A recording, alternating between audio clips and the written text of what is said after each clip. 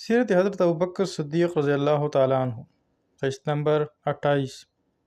تدوین حدیث۔ حضرت سیدنا ابوبکر صدیق رضی اللہ عنہ نے اپنے مختصر دور خلافت میں قرآن مجید کو اکٹھا کرنے کے علاوہ تدوین حدیث کے کام بھی سر انجام دیے۔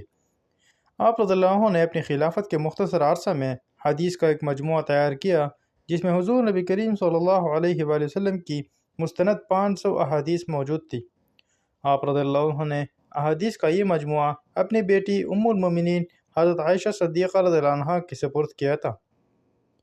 حضرت سیدنا ابوبکر صدیق رضی اللہ عنہ نے تدوین حدیث میں نہایت احتیاط سے کام لیا اور اس مجموعہ حدیث کو اپنی بیٹی ام المومنین حضرت عائشہ صدیقہ رضی اللہ عنہ کے سپرد کرتے ہوئے انہیں نہایت احتیاط سے رکھنے کا حکم دیا۔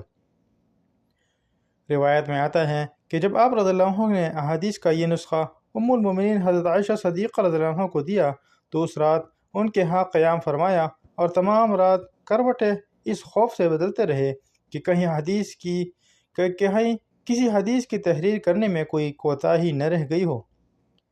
ام المومنین حضرت عائشہ صدیقہ رضی اللہ عنہ سے جب حضرت سیدنا ابوبکر صدیق رضی اللہ عنہ کی اس کیفیت کے متعلق پوچھا گیا تو آپ رضی اللہ عنہ نے فرمایا کہ مجھے اول یہ معلوم ہوتا تھا کہ شاید آپ رضی اللہ عنہ سخت بیمار ہیں اور اس بے چینی میں کروٹیں بدل رہے ہیں۔